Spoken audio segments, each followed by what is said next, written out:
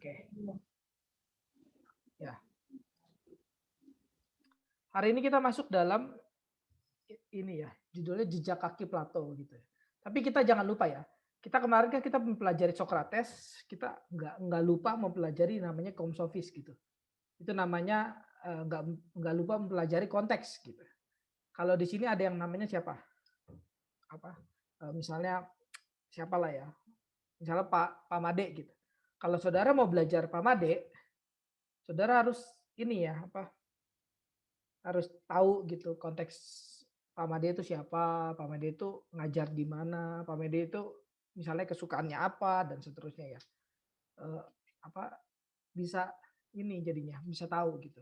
Saya harap gini kalau ada yang datang itu jangan yang di depan ngeliat-ngeliat ke belakang gitu. Saya juga nggak konsen jadinya ya.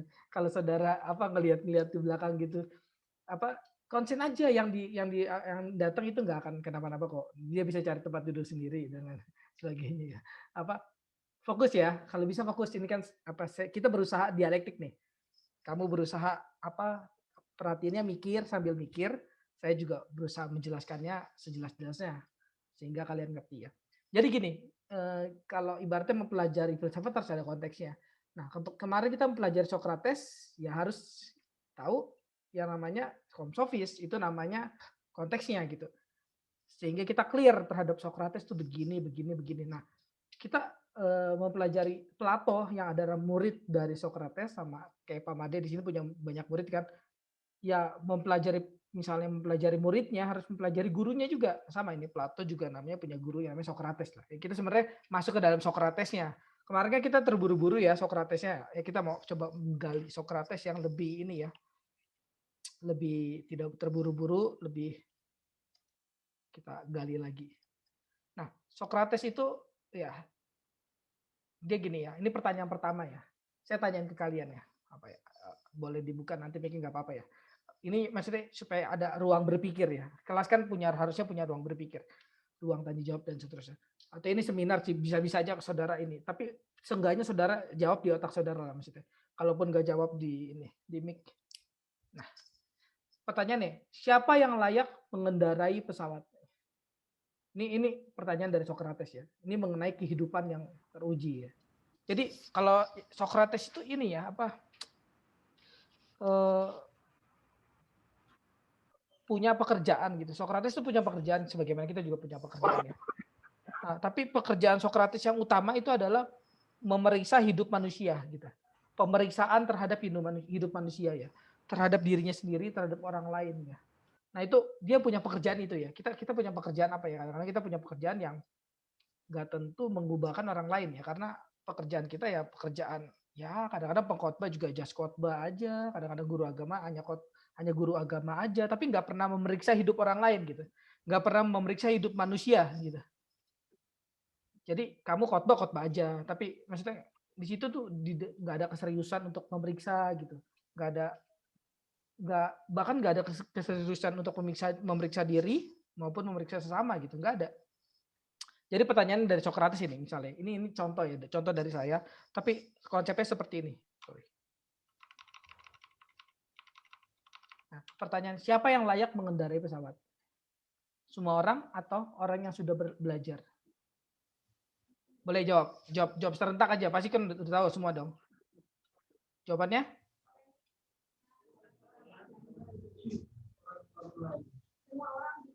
Semua orang ya, udah tahu kan, serentak aja jawabnya. Siapakah yang layak memilih presiden dan ikut demokrasi?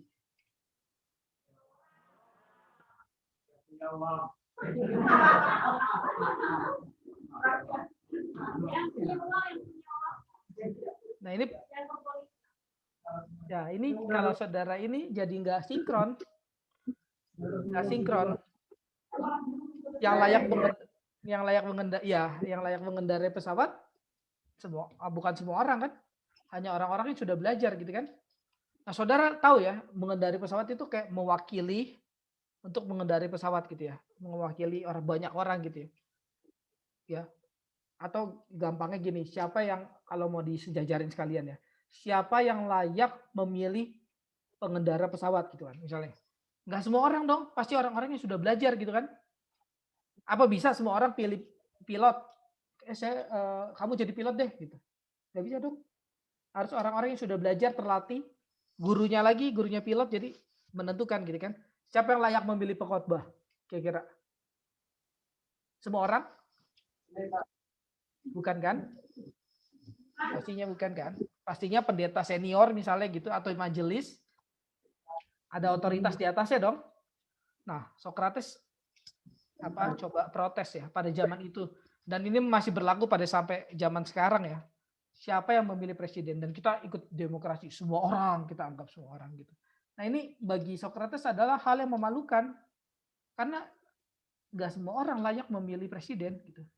Karena nggak semua orang belajar mengenai presiden gitu. Wajar aja ya, wajar aja misalnya pemilihan DKI misalnya gitu. Yang kepilih orang-orang yang misalnya nggak kompeten gitu. Wajar aja gitu misalnya. Pemilihan apa, ibu kota apa, wali kota apa gitu. Yang kepilih orang-orang kayak gitu wajar aja. Karena yang milih juga nggak belajar kok gitu. Masih kamu gini ya, kamu nggak belajar, ngarepin memilih orang yang belajar. Mana mungkin? Kamu tahu dia pintar apa enggak aja enggak gitu. Kalau gini ya, kalau saudara nggak belajar serius di sekolah kan gitu. Kira-kira saudara tahu nggak dosen yang pintar sama yang enggak? Mana mungkin? Mana mungkin saudara diajar apapun, diajar sampah pun ya terima aja. Ya karena saudara sampah, maaf gitu, maaf. Karena kita sampah, kita ambil sampah gitu. Karena kita nggak belajar, ini agak keras ya perkataan ini, tapi tolong dimaknain. Kita nggak belajar, kita ambil apa aja, pungut aja semua sampah gitu. Saudara kalau beli pulpen ya, misalnya, saudara beli pulpen, saudara bisa bandingin ya. Beli toko itu pulpennya bagus tuh. Saya sampai habis make pun tintanya sampai habis baru habis gitu. Coba dibeli di toko yang sebelah sana. Walah, boro-boro baru setengah aja udah habis gitu. Saudara bisa bandingin ya. Terus ke mall jalan-jalan. Beli baju di situ murah. Di situ diskonnya beneran nggak bohongan gitu. Saudara bisa bandingin ya. Saudara yang suka futsal misalnya ya, anak-anak futsal, main di lapangan sana lebih enak lah daripada di lapangan sini gitu. Saudara bisa bandingin ya. Tapi pengkhotbah, saudara nggak ada bandingannya sama sekali. Semua pengkhotbah sama, semua dosen sama, semua mahasiswa sama, gitu. Kenapa sih? Ya karena nggak ada pengujian namanya. Kehidupan yang tidak teruji adalah kehidupan yang tidak layak untuk dihidupi, kalau kata Socrates. Nggak ada pemeriksaan hidup manusia. Salah satunya ya ini. Ya. Kira-kira ini kan saya dengan kecepatan segini harusnya bisa ngerti ya. Maksudnya kalau saudara konsen ya ngerti lah gitu. Ini kan saya kasih analoginya gitu. Jadi di sini Socrates maksudnya tuh bukan ini ya, bukan untuk udahlah yang milih presiden orang-orang elit aja, bukan itu. Bukan itu. Justru bukan ke sana, salah. Gerakannya itu bukan ke sana. Gerakannya itu gini. Boleh andai kata pun semua orang, tapi semua orang itu pun harus belajar gitu loh. Jadi kalau ini ya kita belajar masuk ke dalam reformasi ya. Saya kasih reformasi sejarah reformasi dikit ya. Pada awalnya kan ini saya gambarin di sini ya. Pada awalnya kan Roma Katolik itu ini ya menganggap bahwa Alkitab itu ya Alkitab PL dan PB itu hanya boleh dibaca atau dibaca ini bukan ditafsirkan, dibaca saja, apalagi ditafsirkan ya, dibaca aja hanya boleh siapa? Kaum Paus dan kawan-kawan ya. Hanya orang-orang elit, orang-orang teolog dan seterusnya. Ini Katolik Roma ya, orang Katolik Roma. Katolik Roma. Jadi ini ya bayangin Alkitab dibaca hanya boleh oleh mereka gitu. Boro-boro ditafsirkan, dibaca gitu. Ya tapi juga masuk terus ya, ditafsirkan juga oleh mereka kan, tafsirannya oleh mereka. Datanglah, bukan datangnya ujuk-ujuk nih, datang Martin Luther namanya, belajar ya, orang yang belajar dan seterusnya. Martin Luther. Dia katakan tidak. Alkitab itu untuk semua orang. Bisa dibaca dan tafsir oleh semua orang. Karena kita itu adalah imamat rajani, kepunyaan Tuhan. Semua orang dalam arti semua orang percaya ya, bukan. Jadi kalau saudara tahu semua orang itu jangan langsung ditarik ke semua orang, benar-benar semua orang ya. Enggak selamanya begitu. Alkitab juga nggak ngomong gitu ya. Misalnya ya, contoh banget nih. ayat yang terkenal kan, karena begitu besar kasih Allah akan dunia ini. Dunia ini saudara langsung tafsirkan dunia. Dunia ya berarti apa, semua orang. Salah saudara, salah besar. Salah. Tuhan tuh nggak mencurahkan darahnya untuk semua orang. Tuhan mencurahkan darahnya untuk orang-orang yang dia pilih, dia kasihi, yang pasti diselamatkan. Baca lagi makanya ayat 17-nya, jangan baca ayat 16-nya doang. Makanya kalau di sekolah minggu jangan hafal ini, saya hafal Yohanes 3 ayat 16, karena begitu besar kasih Allah akan dunia ini sehingga ia mengadukan anak yang tunggal supaya ya banyak hafal tapi 17-nya nggak dibaca gitu. Padahal ayatnya di konteks dunia itu ada di 17-nya. Maksudnya apa? Orang-orang yang diselamatkan, orang-orang yang dikasihi. Tuhan tuh mencurahkan, Tuhan tuh memberikan Yesus tuh kepada mereka. Jadi dari Yesus tuh nggak pernah tercurah sia-sia ya. Tuhan tuh bukan pecundang yang ditolak oleh manusia. Enggak. Manusia tuh bukan nolak Tuhan. Tuhanlah yang nolak manusia. Hati-hati dengan doktrin-doktrin karismatik yang anggap bahwa manusia bisa tolak Tuhan. Seakan-akan kesempatan bertobat tuh ada pada manusia. Kalau manusia pengen bertobat kapan? Ya disitulah Tuhan pasti terima. Kata siapa? Gak tentu. Kesempatan itu diberikan oleh Tuhan, bukan diambil oleh manusia. Kalau Tuhan buka jalan untuk kamu bertobat, baru kamu bisa bertobat. Ya, nah ini tapi jadi Paus itu apa, Katolik Roma itu katakan bahwa Alkitab tuh untuk ini ya, untuk orang-orang elit aja. Datanglah Martin Luther gitu dengan konteks segala konteks ya. Enggak, Alkitab itu untuk semua orang gitu, bukan hanya untuk kaum elit. Dia namanya antitesisin mereka gitu. Kita kan udah belajar namanya itu ya, tesis, antitesis, terus dapat yang terakhir apa? Sintesis. Sintesisnya. Nah, setelah itu, wah kebablasan nih. Yang pertama kebablasan, Alkitab gak boleh ditafsirkan hanya untuk orang-orang elit. Berarti orang-orang elit aja yang baru belajar. Bablas tuh kan. Martin Luther pun bablas, Alkitab untuk semua orang. Bablas. Karena ya semua orang akhirnya nafsirnya asal-asalan. Ya sama-sama kayak kita ini nih. Sekolah misalnya nggak serius, baca Alkitab nggak serius, baca buku teologi nggak pernah.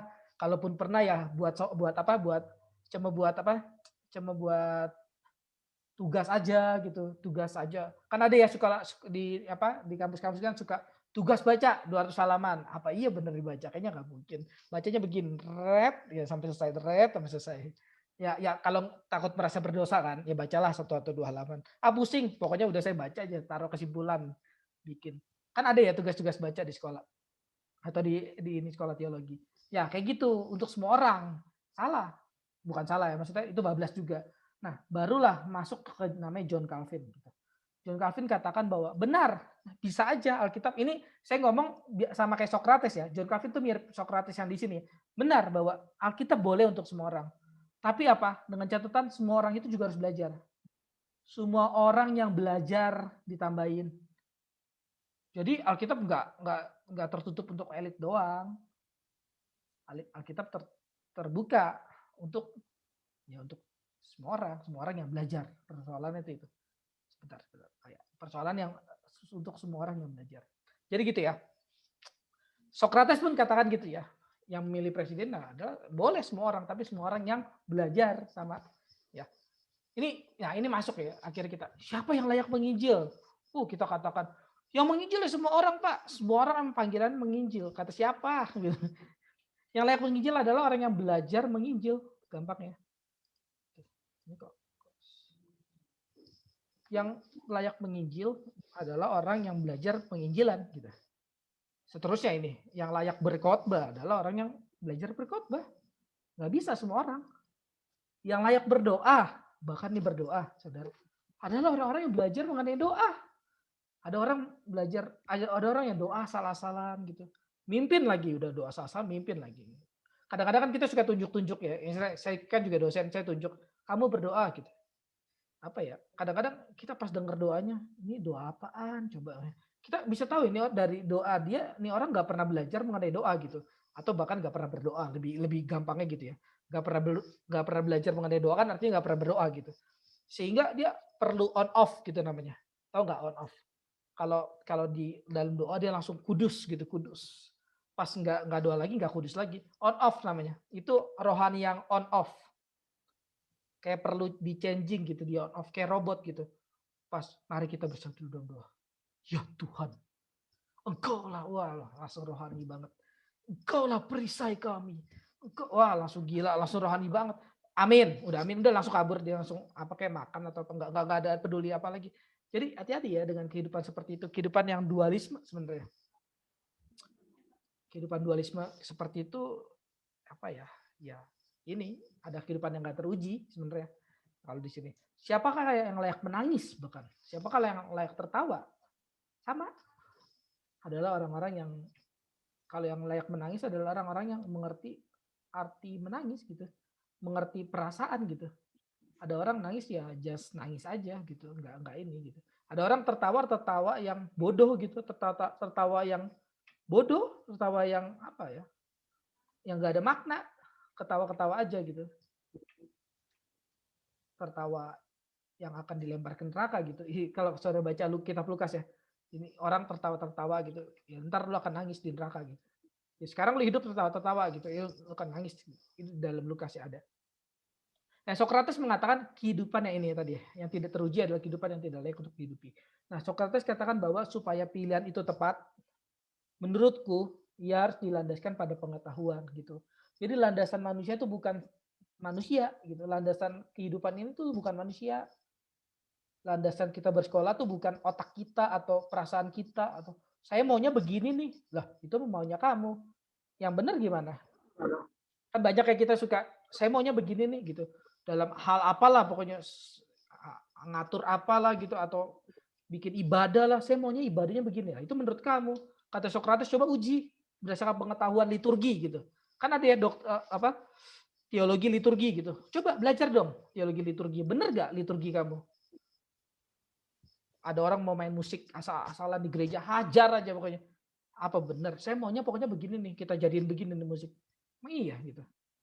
Itu kan menurut kamu. Kalau menurut pengetahuannya bagaimana? Nah ini, kehidupan yang perlu diuji namanya. Kita balik lagi ke episteme namanya. Episteme itu pengetahuan. Jadi kita jangan lupa ya, kita udah sampai sejauh ini belajar gitu, jangan lupa bahwa filsafat itu artinya menyahabati, ya, mencintai gitu, pengetahuan ya, kebenaran, kejujuran dan seterusnya. Jadi ini proses mencintai, proses menyahabati itu seumur hidup, saudara. Ini bukan soal saya menyatakan kebenaran. Ya, yes, you bisa menyatakan kebenaran. Persoalannya, you menyahabati kebenaran nggak gitu. Ini proses ini nih, saudara harus ini ya, gali gitu. Jangan, ya saya mengatakan kebenaran dan seterusnya, tapi nggak ada rasa persahabatan terhadap kebenaran tuh nggak ada. Makanya ya udah lupa gitu aja gitu. Jadi terus balik ya, terus balik ke dalam persahabatan kita itu ya. Saudara mau apa ya?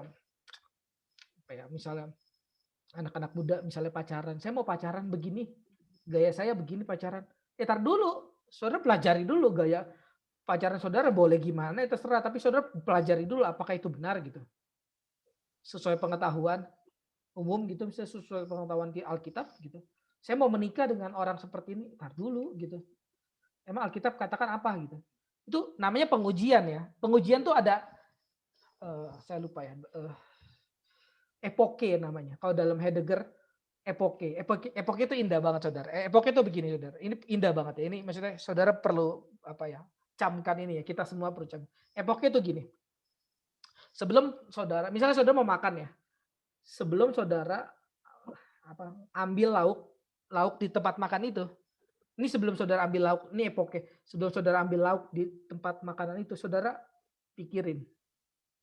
Pikirin banyak hal kan harusnya. Kalau orang yang mikir kan gitu ya kalau makan, apalagi kalau saudara di asrama. Saudara mikir dong harusnya. Nggak tahu lah ini di asramanya tuh dibagiin makanannya, maksudnya diambilin satu-satu atau misalnya ngambil sendiri gitu. Nah kalau ngambil sendiri, ini ada proses namanya epoke. Menahan sesuatu untuk berpikir. Saudara ambil.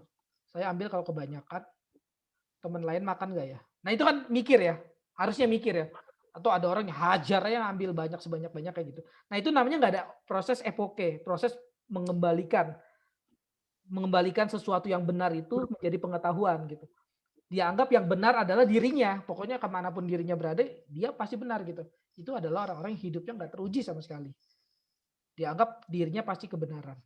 Tapi kalau orang yang nggak anggap dirinya kebenaran, dia sebelum berpikir, dia sebelum memutuskan sesuatu, dia sebelum mengambil keputusan, sebelum bertindak, berbicara dan seterusnya, dia ada namanya menahan diri. Epoke lah gampangnya kalau itu menahan diri ya. menahan diri dan berpikir, menganalisa dan seterusnya. Apakah pilihan saya tepat atau tidak? Sebenarnya simpel ya kelihatannya, cuma banyak orang nggak begitu masalahnya gitu. Kenapa sih nggak begitu? Bukan soal dia nggak tahu. Kita kan tahu lah kalau gampangnya sebelum bertindak harus mikir dulu, gampang tahu dong gitu. Tahu tapi nggak pernah menyahabati ketahuan itu gitu. Nah, kita kalau tadi saya ada tulis kutip di Facebook ya, saudara di sini ada yang main Facebook gak ya? Kalau saudara main Facebook,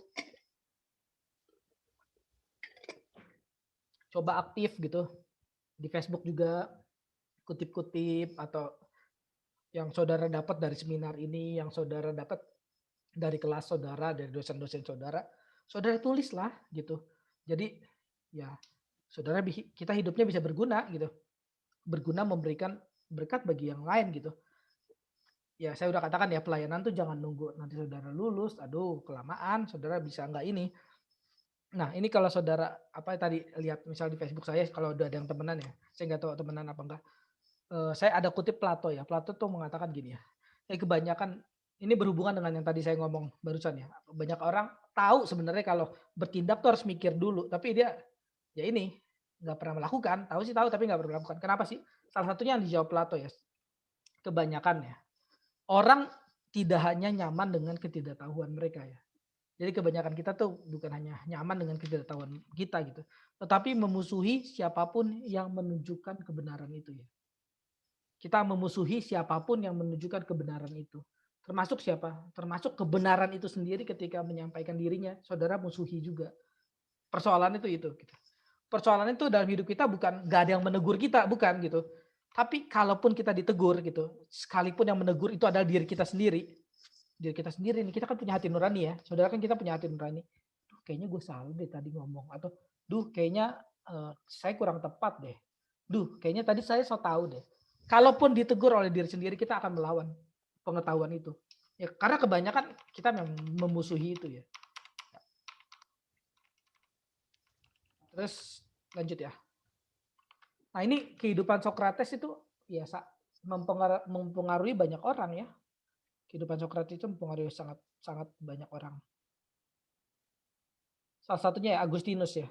Agustinus katakan gini, Agustinus itu bapak gereja kita ya saudara. Jadi saudara kalau nggak tahu, sungguh terlalu. Jangan sampai nggak tahu. Agustinus itu katakan Socrates hidup dan kematiannya begitu terkenal. Kebijaksanaan Socrates meninggalkan di belakangnya para pengikut yang saling bersaing untuk menelaah soal-soal moral. Di mana di situ dibahas soal kebaikan tertinggi yang akan membuat orang bahagia. Jadi ya kehidupan Socrates yaitu buat orang yang ingin bahagia, buat orang supaya bahagia. Apa sih kalau kata Agustinus ya, kalau kata Agustinus, apa sih yang membuat manusia itu bahagia gitu? Berdasarkan Socrates gitu. Jadi Agustinus ngomong Socrates apa sih gitu? Ya kalau menurut Socrates yang buat manusia bahagia adalah pengetahuan gitu. Tahu ya dalam kehidupan kita yang buat kita bahagia itu apa ya? Yang buat saudara bahagia itu apa ya? Kalau ini kalau kata Socrates yang ditafsir oleh Agustinus, kebaikan tertinggi, pengetahuan, itu yang membuat dia bahagia ya.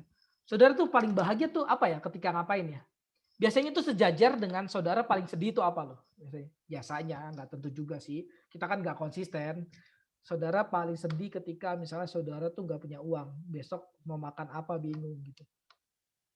Aduh, ya itu semua manusia bisa sedih ya maksudnya. Tapi saudara paling sedih di situ gitu, paling sedih. Saudara bisa mengurung diri, ya Tuhan tolong saya gitu. Itu paling sedih di situ ya. Kemungkinan kebahagiaan saudara ya ketika saudara dapat makan aja gitu. Hidup just bertahan hidup gitu.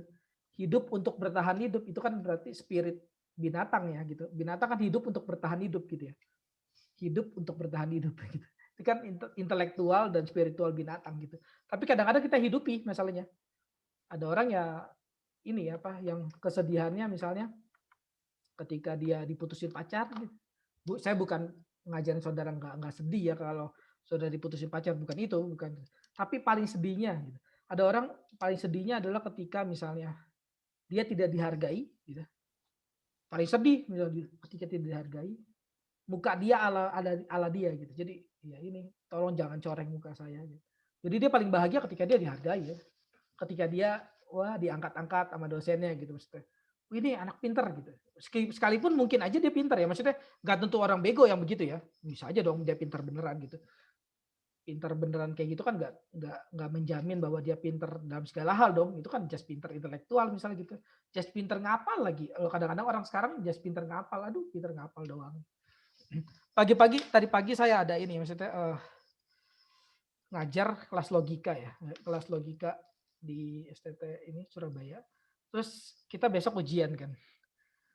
Saya udah katakan ke mereka ya, saudara nggak perlu ngafalin capek-capek gitu, karena yang ini nggak ada yang keluar, hafalnya itu nggak ada yang keluar, tapi yang keluar nanti itu ini mengenai analisa gitu. Kita berharap manusia itu bisa menganalisa gitu, bukan hanya menghafal gitu, karena menghafal itu ya ini ya maksudnya just kamu keluarin otak yang udah ada di otak gitu, tapi kalau menganalisa kan kamu perlu berpikir lagi ya, kamu perlu berpikir versi kamu gitu misalnya, kamu perlu berpikir versi guru kamu misalnya.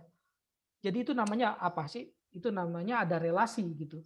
Belajar tapi ada relasi gitu.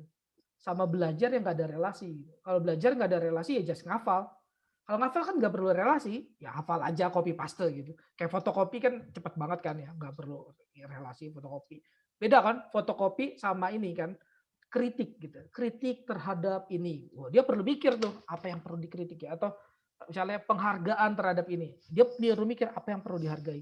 Kapok fotokopi gitu. Ya, fotokopi mending fotokopi 100 perak gitu kan. Nggak perlu mikir, nggak perlu apa, nggak ada relasi namanya gitu. Nah, kalau ya itu makanya semoga sih kebahagiaan tertinggi kita ya sama ya seperti ini yang ditafsirkan oleh Agustinus ini, yaitu ketika kita melakukan kebaikan yang tertinggi gitu. Ketika kita mencapai kebaikan yang tertinggi. Kebaikan tertinggi itu apa ya? Hidup terang, kalau kata Socrates, hidup terang seterang-terangnya. Saudara jujur terhadap diri, jujur terhadap yang lain. Saudara belajar gitu, menyabati kebenaran dan seterusnya. Ada yang namanya Euclides ya. Nah ini membanggakan aspek Socrates dialektik ya. Nah, jadi Socrates tuh hidupnya banyak mempengaruhi orang ya. Tahu nggak saudara kenapa Socrates banyak mempengaruhi orang? Salah satunya jawabannya. Ini salah satu ya. Saudara kalau berpikir jangan hitam putih ya gitu. Ini salah satunya. Salah satunya adalah dia juga banyak dipengaruhi oleh orang. Gitu.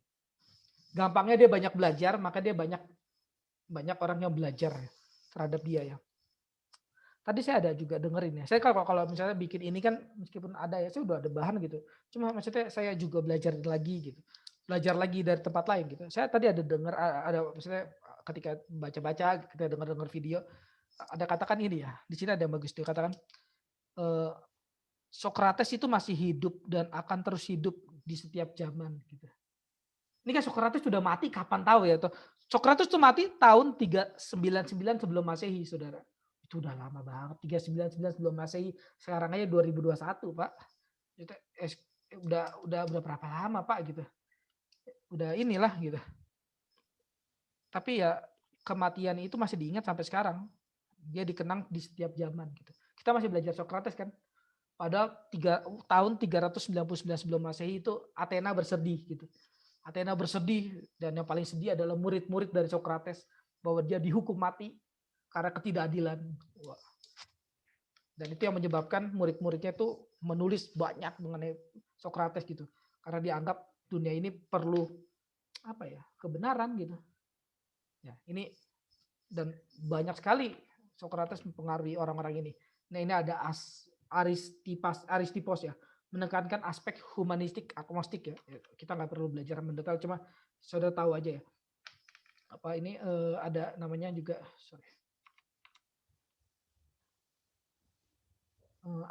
Antisthenes ya, mengembangkan aspek pemikiran Socrates mengenai kritiknya terhadap materi. Ada Rousseau melihat Jean Paul Rousseau melihat dirinya sama seperti Socrates, yaitu orang benar yang tertindas gitu ya. Jadi aspek hidup Socrates pun dilihat ya. Ada Voltaire, nih Voltaire seorang ateis saudara. Tapi ya ini sangat diberkati oleh Socrates. Seorang yang begitu sinis ya, mengembangkan kritik Socrates kepada agama-agama ya. Jadi Socrates juga ada kritik terhadap agama-agama ya. Dari dulu ya filsafat itu banyak kritik terhadap agama-agama ya. Tapi sayangnya agama-agama entah so tahu, entah apa ya, entah belagu, entah sombong gitu, tidak mau mendengar gitu kritik itu ya. Atau kebalikannya juga bisa ya, para filsuf juga kebanyakan kritik gitu, kritik yang juga nggak tentu benar gitu. Hegel ya mengembangkan aspek pembalikan terpenting bagi roh. Ya ini maka tidak memahami Socrates tidak mungkin memahami Hegel ya. Saudara kalau belajar Hegel gitu, nanti ada di kelas di sekolah namanya teologi modern di STT. Teologi modern belajar Hegel gitu. Nggak belajar Socrates. Waduh, ngimpi saudara mau belajar Hegel dan mengerti ya. Kecuali asal-asalan ngertinya ya, asal-asalan mah bisa pasti. Namanya juga asal-asalan kok. Kierkegaard berbicara penuh hormat kepada Socrates ya. Nah ini ada kutipan ini salah satu kutipannya. Saudara bisa baca ya. Saya nggak keluar kutipannya. Di sini ada Nietzsche mengatakan Nietzsche juga ini orang-orang terkenal ya. By the way yang saya kutip dari tadi ini orang-orang terkenal ya yang ngutip Socrates gitu. Saudara bayangin ya kalau kita dikutip oleh teman kita ya kita nggak teman gua doang yang ngutip itu. Tapi kalau saudara dikutip oleh orang yang terkenal gitu. Berarti kan saudara memberkati orang yang terkenal itu gitu misalnya. Nietzsche mengatakan padahal yang orang terkenal itu nggak terkenal saudara secara langsung gitu, tapi bisa baca tulisan saudara terus diikutip ya berarti kan saudara memberkati. Ini sama seperti Socrates. Nietzsche mengatakan Socrates sebagai rakyat jelata yang membenci kehidupan dan menderita hipertrofi ya, pembekakan rasio gitu. Otaknya gede. Pembekakan rasio, kritik terhadap rasio di atas segalanya. Socrates memang selalu enigmatik ya dan tidak bisa dipegang. Enigmatik itu bersifat enigma ya. Enigma itu punya penuh tanda tanya gitu. Jadi tidak bisa Ya ini yang terakhir ya, kematian Socrates ya, dihukum untuk minum racun ya karena metode filsafatnya. Kemarin saya sudah katakan ini ya. Ya, ini kata-kata yang begitu ini ya membuat kita bisa ya harusnya membuat kita terharu ya. Seorang filsuf bernama Glaukon ya, yang banyak dipengaruhi oleh kaum sofis mengatakan bahwa melakukan ketidakadilan adalah sesuatu yang baik karena menguntungkan diri kita sendiri. Ya, jadi saudara melakukan ketidakadilan sesuatu yang baik karena menguntungkan diri kita sendiri dan dikenai ketidakadilan adalah sesuatu yang buruk. Ya. Jadi kalau kita maunya kan memang nggak lebih baik kita melakukan ketidakadilan dong, lebih untung gitu ya. Tapi Socrates ya, namun Socrates ketika mati, ia mati di dalam ketidakadilan. Nah ini perkataan Socrates sangat indah ya. Dan dia mengatakan bahwa lebih baik menerima ketidakadilan daripada melakukan keadilan, daripada melakukan ketidakadilan. Ya, Socrates buktikan kata-katanya dengan pilihan matinya ya. Sorry, kepencet. Socrates kalau bicara ya bukan bicara di dalam ranah intelek saja, tapi eksistensial. Nah, sebenarnya Socrates itu dapat lari ya, tapi dia memilih untuk tidak gitu. Ini ada kesempatan untuk lari tapi pilih tidak ya. Kematian Socrates dalam ketidakadilan membangkitkan muridnya Platon. Nah, Platon itu namanya aslinya Platon sebenarnya. Cuma kita ya udahlah nggak usah debat mengenai nama lah. Tapi aslinya Platon sebenarnya bukan Platon. Namanya jadi makanya saudara tahu Neoplatonisme. Platon karena Neoplatonisme. Itu murid-murid dari Platon. Setelah Platon ininya kan panggil di Neoplatonisme. Socrates dihukum mati karena dituduh, nah ini dianggap mengajarkan ateisme ya. Karena dia mengkritik dewa-dewi di sana gitu. Mengatakan bahwa dia memiliki inspirasi dan merusak anak-anak muda ya. Padahal nggak begitu ya saudara. Ini apologetik terhadap Socrates ya. Ini Platon dan Xenophon ini murid-muridnya saudara. Jadi saudara kalau mau belajar Socrates ya dari murid-muridnya ya, bukan dari musuh-musuhnya. Ya, mengatakan bahwa Socrates adalah orang yang saleh yang tetap menghormati Zeus dan dewa-dewi yang bertata di gunung Olympus. Betul bahwa dia ada kritik ya, tapi kritik yang bukan seperti menjatuhkan ya, bukan seperti melecehkan gitu ya. Tapi kritik dari berpikir gitu ya, dari kekritisannya ya. Saudara kalau kita hidup kita kritis gitu ya, kita punya otak yang kritis gitu, punya pemikiran yang kritis, kita bisa aja loh kritik-kritik dosen kita, kritik-kritik misalnya kakak kelas kita gitu, kalau dia lagi khotbah apa, kita bisa loh kayak gitu. Tapi nggak tentu kita mau menjatuhkan mereka kan gitu. Tapi karena kita kritis aja gitu. Tapi kalau saudara ya mau boro-boro Pak kritik mereka yang di atas saya, kritik diri saya sendiri aja saya nggak bisa Pak, ya udahlah. Itu kan berarti kehidupan yang harus terus maju gitu, terus bertumbuh gitu ya. Maksud saya gini loh, saudara kalau bertumbuh itu bukan dari otak doang ya, maksudnya saudara salah ya kalau belajar filsafat mengagungkan intelektual ya. Karena filsafat gak pernah begitu ya, filsafat tuh gak mengagungkan intelektual. Filsafat, kalau saya berani katakan filsafat gak pernah gitu, kenapa ya? Saudara belajar dari Socrates aja, Socrates gak begitu kok. Socrates itu mengagungkan eksistensial manusia ya, keseluruhan hidup manusia ya, yang dibangun bukan otak aja gitu. Jadi saudara bertumbuh ya bukan hanya dari otak gitu ya, tapi dari relasi, cinta kasih misalnya. Socrates itu apa ya? Mengasihi manusia yang lain ya loh. Socrates itu di sini dikatakan kalau ini ada memilih memeluk kemiskinan demi sesamanya, saudara. Memilih memeluk kemiskinan demi sesamanya. Kalau kita kan apa ya kadang-kadang apa ya, memilih jadi kaya demi memilih jadi kaya apa sekalipun sesama saya hancur gitu kan. Ya kan kita sering merugikan sesama kita ya demi kita diuntungkan kan gitu ya. Ya pengakuannya sih kagak, tapi hidupnya iya masalahnya. Aku begini sih kagak, tapi masalah hidupnya iya gitu. Yang kakak kelas apa songong dengan adik kelas gitu, terus yang apa malakin apalah misalnya. Lebih kita pokoknya kita di atas untung bodoh amat yang lain hancur gitu kan ya.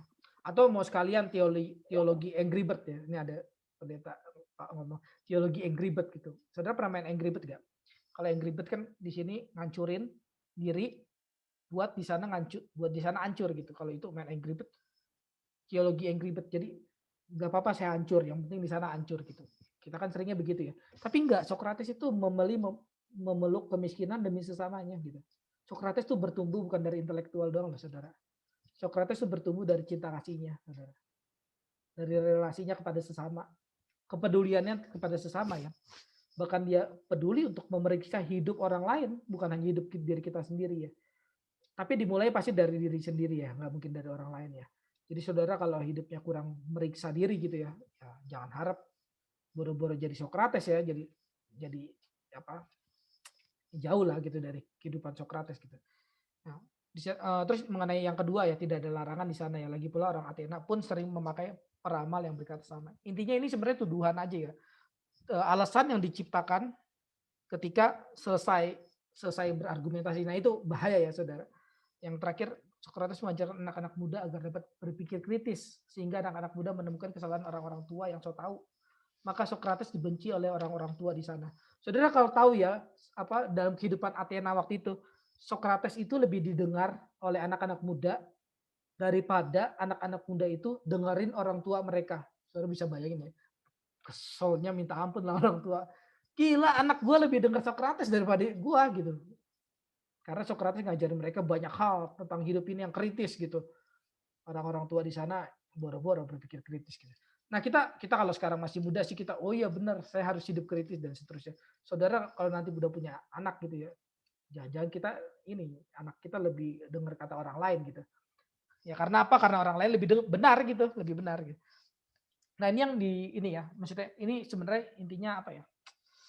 Intinya sih sebenarnya alasan yang dibuat setelah ada penghukuman itu ya. Itu bahaya sekali ya orang-orang kayak gitu ya. Dia ngomong dulu baru mikir gitu gampangnya. Orang udah bertindak salah baru diciptakan alasannya. Wah, itu bahaya sekali ya. Banyak kita juga begitu ya. Kita tanpa sengaja begitu ya. Tanpa sengaja atau sering sengaja ya gitu. Begitu. Ngomong dulu, dalam kelas logika juga ada namanya kekeliruan berpikir seperti itu ya. Jadi ngomong dulu baru pikirin alasannya gitu ya. Ada sih alasannya ada gitu. Ada karena baru mikir barusan gitu. Tapi pas melakukan nggak ada alasannya. Pas ditanya, emang kenapa lu melakukan ini? Baru mikir dia. Nah kalau yang begitu pasti pikiran dangkal. Pasti alasannya dangkal yang dikasih kok. Tenang aja gitu. Apa ya? Nggak akan mengkhianati ini juga kok. Nggak akan mengkhianati hasil juga kok. Proses nggak akan mengkhianati hasil juga kok. Gitu. Nah, ini dikit lagi selesai ya. Singkatnya, kata seorang penafsir Socrates yang kritis ya. Socrates dihukum mati bukan karena melanggar aturan Athena yang dicintainya, tapi karena melawan suara mayoritas. Waduh, ini suara mayoritas, saudara. Hati-hati loh, saudara. Suara mayoritas memang menyeramkan ya. Tapi Socrates seumur hidupnya tidak melawan kebenarannya, melainkan melawan suara mayoritas. Saudara, hati-hati ya kita dalam hidup kita ini kita melawan apa ya, saudara gitu. Itu hati-hati loh, saudara. Saudara melawan kebenaran atau melawan suara mayoritas. Ini either or ya, bisa either or tuh antara saudara melawan bisa juga tidak, bisa juga either or ya. Saudara tahu Pilatus ya? Pilatus, dalam Alkitab tahu kan Pilatus ya. Pilatus itu waktu menghukum Yesus ya, itu dia seperti melawan suara seperti mengiyakan suara mayoritas gitu ya. Dia nggak mau melawan suara mayoritas, dia mengiyakan suara mayoritas. Dia kan menghukum Yesus ya, Pilatus akhirnya. Sebenarnya dia tahu Yesus tuh nggak salah, gitu ya, dicatat dalam Alkitab. Tapi dia tetap menghukum demi apa? Ya demi pemuasan suara mayoritas ya. Atau dia takut karena suara mayoritas itu banyak sekali, dia bisa dihabisin di situ, bisa diturunin ya. Ya. Nah itu dia melawan suara mayoritas namanya gitu. Saya tahu akhir hidupnya gitu. Ini bukan soal kena azab atau apa gimana ya, bukan ya, bukan. Kita enggak, kita percaya orang Kristen punya hukum tabur tuai ya. Iya, setuju ya. Tapi maksudnya hukum tabur tuai kan bukan satu hukum doang di dalam Kristenan ya gitu. Ada hukum anugerah juga dan seterusnya ya. Jadi banyak, saudara jangan belajar secara parsial ya.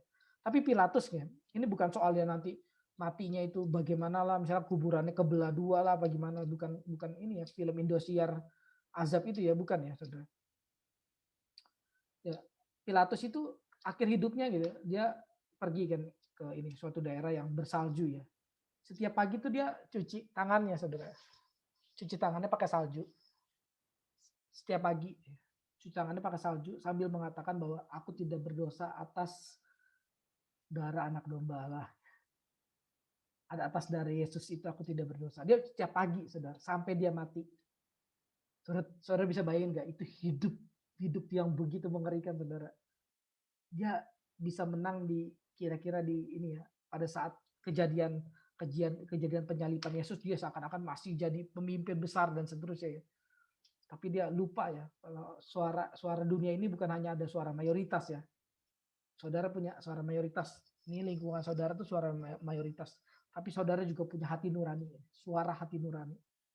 Saudara kalau melawan hati nurani ya, suara hati nurani, seumur hidup saudara dikejar. Saudara melawan suara mayoritas serem juga, sama kayak Sokrates dibunuh dan seterusnya bisa juga. Serem. Tapi saudara melawan suara mayoritas, seumur hidup saudara dikejar.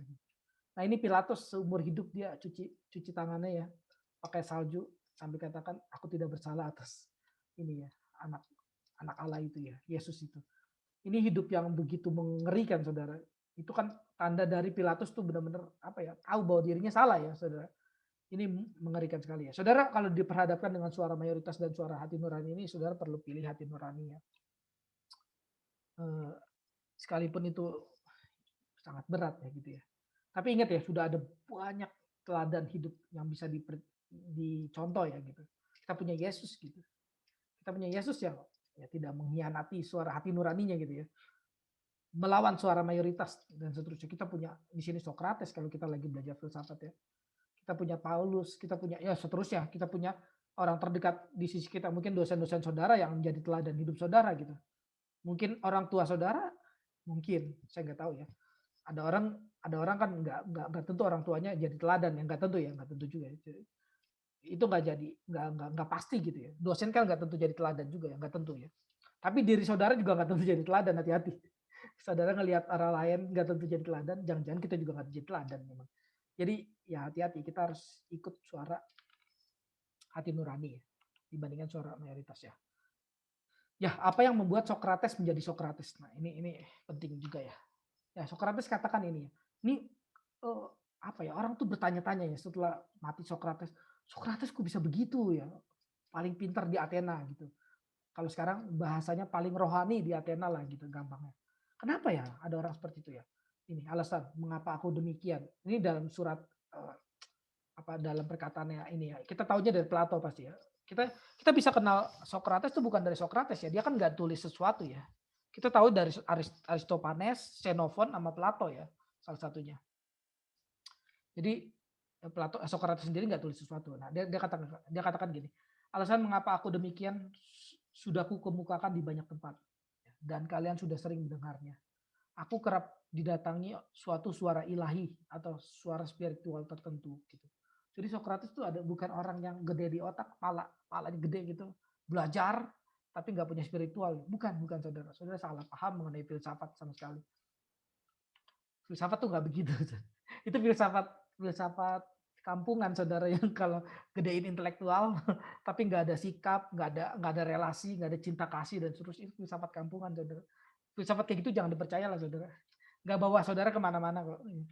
Socrates yang menyebut suara itu adalah tanda yang ilahi. To, tu, theo, semeion gitu kalau dalam bahasa Yunani. Jadi ini suara itu mencegahnya masuk di dalam politik ya.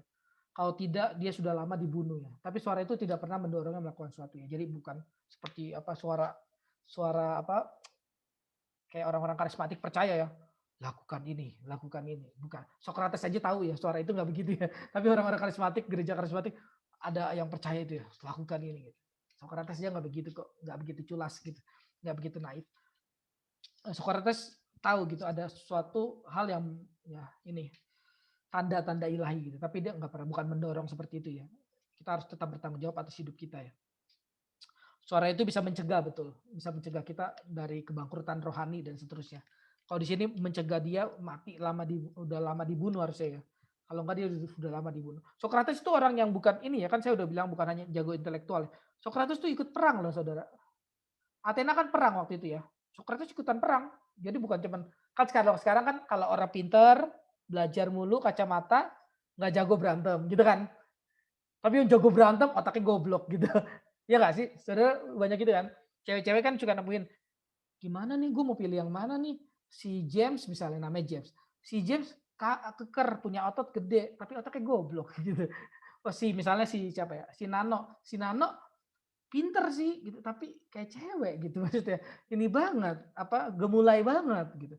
Socrates enggak, saudara. Socrates tuh pinter sekaligus rajin berperang gitu. Ya itu ini ya lengkap gitu lengkap ya. Tapi muka Socrates jelek ya. Sering dikatakan dia tuh jelek gitu. Pokoknya saudara kalau melihat Socrates ya nggak cewek juga nggak suka gitu. Tapi ketika ngobrol mungkin suka gitu. Ah kita kan tergantung ya melihat orang tuh dari mana ya. Ada orang ya maksudnya saya juga sering saudara melihat misalnya apa waktu saya muda gitu ya saya belum nikah gitu ya saya ngobrol gitu kan kita kan yang cowok ya yang cowok kan maunya ya kita ini ya maunya dapet cewek yang cakep dong yang kalau misalnya ini kalau kata orang-orang ya yang dibawa ke kondangan gak malu-maluin gitu kan kira-kira gitulah ya mau dong dapet cewek yang cakep ya pas ngobrol cakep sih PA pas ngobrol ya ngobrol ini cakep sih tapi kok PA ya maksudnya lemot banget gitu kita kan jadi ilfil gitu kadang-kadang ilfil gitu kadang-kadang kalau cowok yang PA juga ya nggak ilfil lah orang dia juga PA masa ilfil gitu lemot juga nah itu tapi Socrates itu jelek gitu tapi saudara kalau ngobrol sama dia mungkin saudara bisa tertarik gitu karena punya ide-ide cemerlang dan seterusnya nah ini termasuk ini ya ketika saudara apa mencari jodoh gitu ketika saudara apa ya menemukan teman gitu misalnya menemukan persahabatan gitu orang seperti apa sih yang saudara rindukan gitu jadi sahabat saudara gitu apakah yang cuman tampang menarik gitu ya tampang menarik sih nggak apa-apa juga itu tapi punyakah ide-ide yang saudara bisa ambil gitu yang saudara bisa pertukarkan gitu yang saudara bisa sharing ngobrol dan seterusnya atau ya jangan-jangan ya just ini aja gitu tampang aja gitu kalau yang cewek tampangnya cakep tapi blow on, kalau yang cowok jago berantem tapi juga PA gitu misalnya. Ya, Socrates katakan bahwa misinya sejak anak-anak adalah melakukan misi yang ilahi ya. Sejak anak-anak saudara. Socrates. Ini kayaknya apa ya? Ini saya tuh tahu-tahu kutipan ini ya dari dosen saya ya Romo Setio ya. Yang juga saudara kalau baca-baca buku Socrates ya, kayaknya hampir gak ada dah orang ngomong kayak gini gitu. Jadi saudara kalau belajar filsafat juga tergantung ya dari siapa ya. Jadi hati-hati gitu ada banyak di internet mengenai Socrates ya, tapi Socrates yang apa ya? Socrates yang parsial gitu. Socrates yang nggak ada spiritual gitu. Socrates yang nggak ada spiritual pasti bukan Socrates lah. Binatang aja punya spiritual kok, masa manusia nggak punya spiritual. Nah, Socrates berkata bahwa sejak anak-anak dia melakukan misi yang ilahi. Nah, Socrates katakan itu sebabnya bahkan sampai hari ini aku masih berkelana mencari dan menyelidiki yang ku percaya bijaksana. Warga kota atau orang asing dalam ketaatanku kepada Allah. Bayangin ya saudara. Jadi kan Socrates waktu muda dia itu diramal ya, diramal orang-orang Athena bahwa dia adalah orang paling pintar di dunia di Athena, seluruh Athena. Socrates gak percaya lah gila, masa gue paling pintar di seluruh Athena mana mungkin gitu. Akhirnya dia cari ke seluruh penduduk Athena, dia tanyain, dia periksa hidup mereka. Apa iya saya paling pintar? Dia periksa gitu. Nah, maka sengsara ini kan Tapi dia lakukan itu untuk apa? Bukan untuk kesombongan ya. Dia lakukan itu untuk ketaatannya pada Allah. Hotheos kalau pakai bahasa ini Socrates ya. Maka sengsara aku menemukan seseorang itu tidak berhikmat. Aku melayani Allah dengan membuktikan bahwa orang itu tidak berhikmat.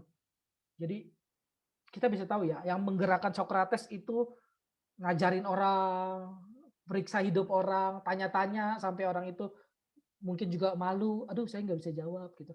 Tapi yang membuat Socrates terdorong untuk itu bukan, nih gue lebih pintar dari lu kan, nah gue tanyain lu nggak bisa, mampus lu, gue lebih pintar dari lu, bukan gitu saudara. Tapi demi melakukan kehendak Allah gitu.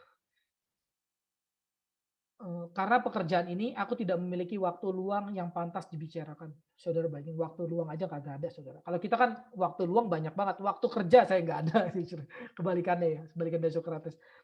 Baik untuk mengerjakan satupun dari hal-hal yang diberikan kota maupun hal-hal apapun yang berkaitan dengan hal-hal kepunyaanku sendiri.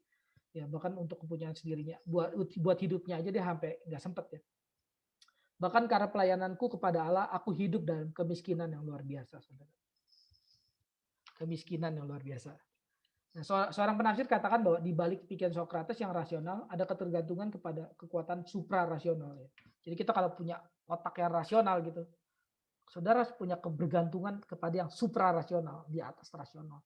Kalau saudara cuman ya rasio aja, ya mana mungkin sih orang bisa cuman jadi rasio aja gitu. Rasio itu harus dibendung oleh suprarasio ya, yang di atas rasio. Basicnya suprarasio. Allah lah kalau kita gampangin jawab Allah. Manusia pencinta kebijaksanaan adalah makhluk antara yang tahu bahwa ia tidak tahu. Nah, ini pencinta kebijaksanaan antara yang tahu bahwa ia tidak tahu. Ini yang kemarin saya bahas juga ya. Dan oleh karena itu terdorong mengikuti bisikan ilahi untuk selalu mencari tahu. Jadi yang menggerakkan kita untuk mencari tahu itu ya harusnya bisikan ilahi ya. Bukan rasa penasaran kita ya. Beberapa waktu lalu ada yang nanya ke saya mengenai pelajaran Socrates ini. Pak, bedanya Socrates itu penasaran ya Pak gitu. Jadi dia terus mencari tahu ya. Saya jawab bukan ya. Socrates itu bukan penasaran terus mencari tahu bukan, tapi dia ikutin suara bisikan ilahi ya. Jadi bukan karena penasaran aja gitu. Penasaran nih pelajaran filsafat gimana sih gitu. Saya mau ikut dah gitu.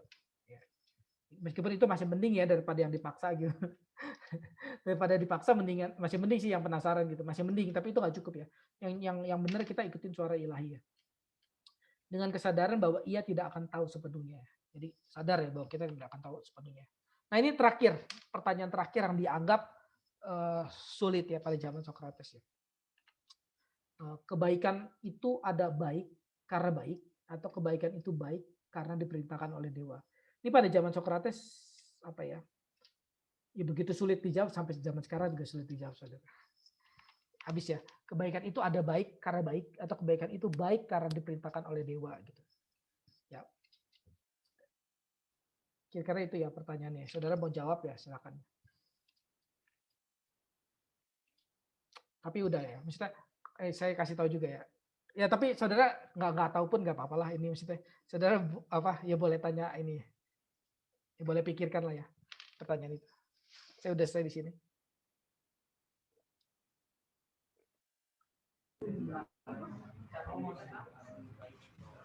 Silakan kalau ada pertanyaan atau apa. Oke, sudah dibuka sesi pertanyaan Pak Hendri. Ya Pak, silakan Pak. Oke, jika ada yang mau bertanya silakan. Setelah dibuka sesi pertanyaan. Apakah malam ini masih menyinggung tentang Plato lagi Pak Hendri? Gimana Pak, sorry? Apakah malam ini masih mau membahas tentang Platon lagi? Saya rasa tidak mungkin waktunya juga. Akan keburu-buru seperti kemarin. Ya. Oke, Pak Hendri. Berarti nanti akan kita atur waktu sekali lagi lah Pak Hendri untuk Platon ya? Ya. Ya. Oke. Soalnya ya, kalau saudara silakan rekan-rekan mahasiswa.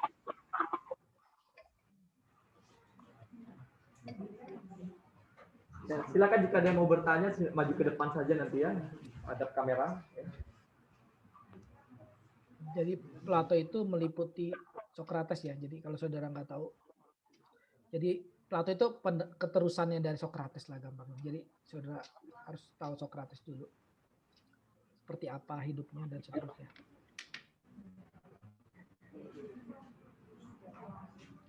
Mungkin bisa dijawab dengan singkat Pak Hendri mengenai ada satu statement yang dituliskan di flyer tentang jejak langkah Plato, mungkin bisa disinggung ya.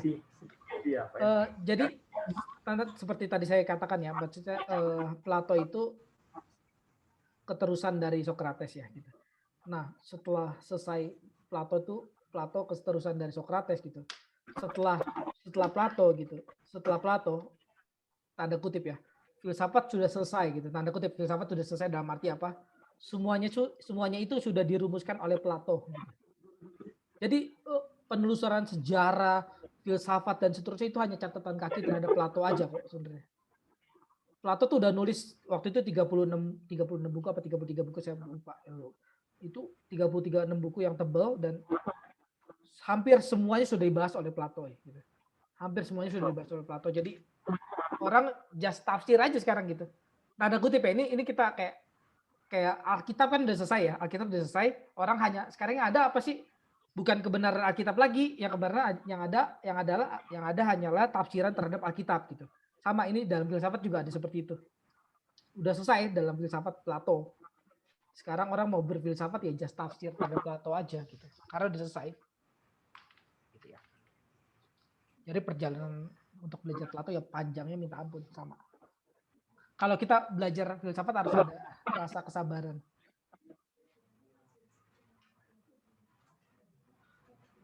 Tapi apa kalau saya tadi jelasin seperti itu kalian pada ngerti apa enggak atau ketinggian maksudnya ketinggian atau justru kedangkalan Pak? Ada yang ya, kecepatan tadi katanya Pak. Masih kecepatan segitu? Serius?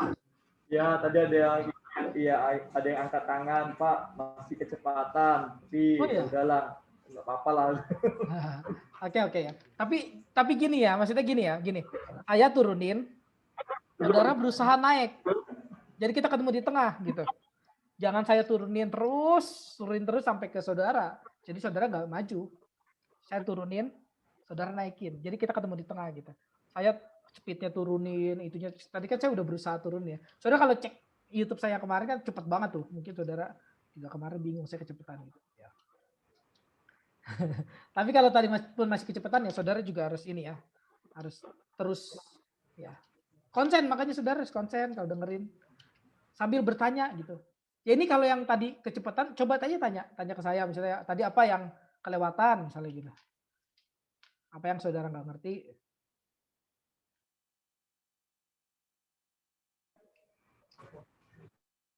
Silakan kalau ada yang ini.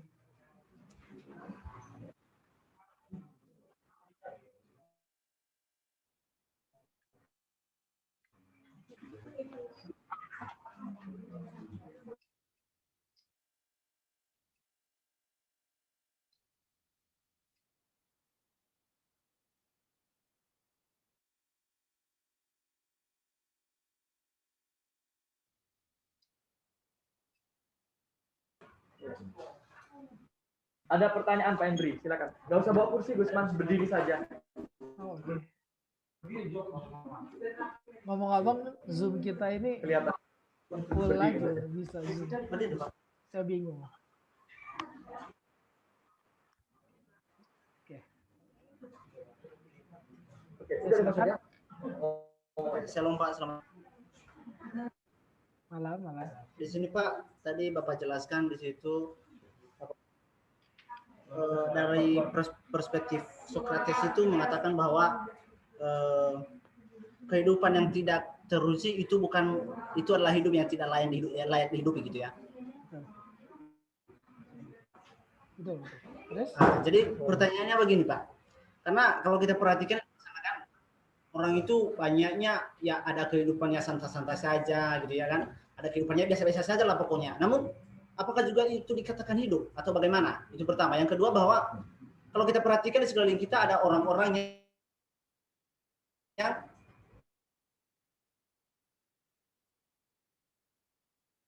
putus lagi ngomongnya.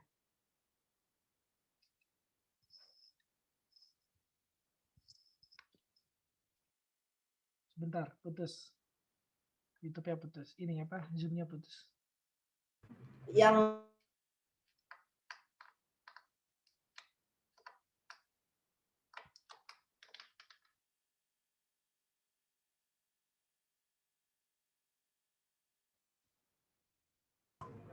Putus. Pertanyaan pertama dulu saya jawab ya. Putus soalnya tadi. Pertanyaan pertama dulu saya jawab ya.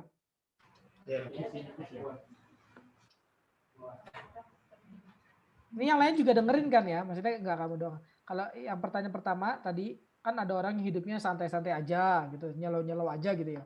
Dalam arti misalnya gitu, dalam arti apa nih? Dalam arti nyelau-nyelau, dalam arti misalnya nggak belajar, nggak bertumbuh lagi gitu, atau dalam arti ya misalnya dia emang orang desa, terus misalnya apa ya nggak terlalu pinter banget ya karena orang desa gitu, misalnya gitu atau gimana nih? Yang pertama apa yang kedua? Maksudnya Pak?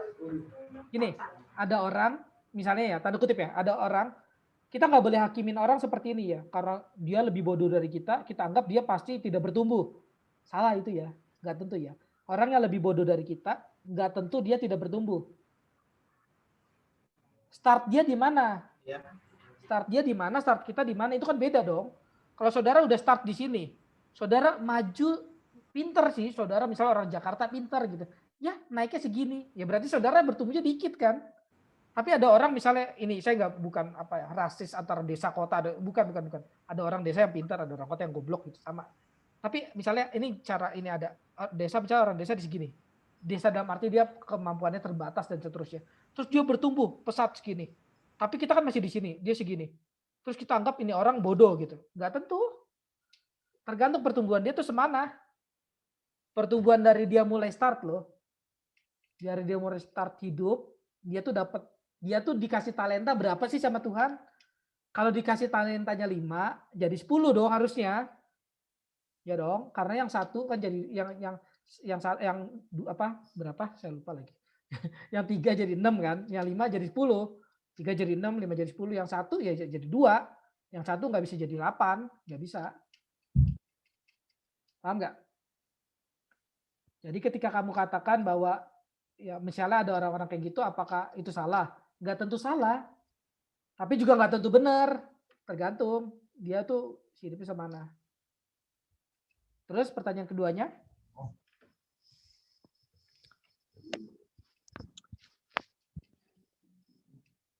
Pertanyaan keduanya itu Pak, karena tadi Bapak dari filsafat Sokrates mengatakan bahwa hidup yang tidak teruji itu adalah hidup yang tidak layak untuk dihidupi gitu ya. Jadi kalau kita perhatikan di orang-orang yang sakit jiwa atau orang yang nggak waras pokoknya gitu ya. Jadi mereka itu tidak memikirkan hal-hal yang mungkin menantang kehidupan mereka begitu. Jadi apakah juga itu hidup yang tidak layak dihidupi atau bagaimana? Seperti itu Pak. Kalau ini kita maksudnya bukan gini, kalau kita ngomong orang sakit jiwa, orang yang nggak waras ya itu kan beda lah maksudnya. Tapi kan kita waras kan gitu. Kamu waras kan kira-kira gitu. Ya orang waras ya harus menguji hidupnya lah. Gitu. Maksudnya kita bukan orang gila kan gitu. Maksudnya kita jangan pakai pembenaran orang gila supaya kita tidak jadi gila gitu. Paham nggak? Kita tarik orang gila jadi pembenaran kita supaya kita nggak kelihatan gila gitu. Coba cermatin kata-kata ini ya. Kita kan sering ya, maksudnya kita pakai tarik orang-orang yang di bawah kita supaya kita kelihatan hebat gitu. Itu salah ya, hidup yang salah ya. Kita menguji itu dari diri kita sendiri, harus bukan tarik saya nilai 9 padahal paling tinggi kan 100. Saya dapat 9. Dia juga dapat 8 kemarin, 0,8 maksudnya. Yang ini 0,9 0,8. Kan nggak bisa gitu ya. Kamu dapat 9 tanda kutip 0,9 itu berdosa apa enggak kan dari diri kamu ya, bukan maksudnya dari kamu tuh sebenarnya belajar apa enggak, bukan ditentuin dari teman saya juga dapetnya jelek, bukan gitu dong. Sama nih, kita jangan tarik orang gila supaya kita tidak jadi gila gitu. Kita bandingin hidup kita sama orang gila, dia aja hidupnya nggak menguji Pak. Jadi kalau saya nggak menguji juga nggak apa-apa dong gitu. Nggak bisa. Kamu kan bisa menguji hidup kamu. Kalau orang gila kan nggak bisa menguji hidup dia. Maksudnya dalam arti tidak layak dihidupi itu bukan yang penting ya berarti lo mati aja, bukan gitu loh. Maksudnya bukan itu loh. Beda loh. Maksudnya adalah hidup yang misalnya tidak bermanfaat bagi orang lain, tidak memberkati. Itu kan sebenarnya antara orang itu mati sama orang itu hidup kan sebenarnya sama aja ya. Nggak ada ininya ya, nggak ada manfaatnya gitu ya. Jadi emang hidupnya nggak layak untuk dihidupi gitu. Karena misalnya saya mati gitu. Saya mati sama saya hidup nggak ada orang yang diberkati saya. Lah, terus hidup saya buat apa? Nyesek-nyesekin dunia ini gitu. Nyesek-nyesekin bumi ini. Atau kira-kira gitu ya. Kalau dalam Kristennya gampang lah menjadi berkat untuk orang lain. Kalau misalnya ininya jadi berkat bagi orang lain. Terus udah. Pada pertanyaan yang soalnya tadi apa katanya? Sudah. Oke. Terima kasih, Pak. Oke, sama-sama.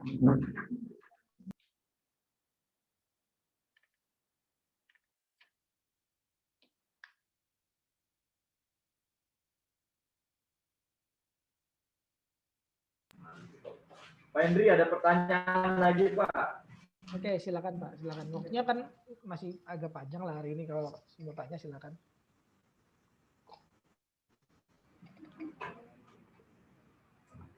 Silakan.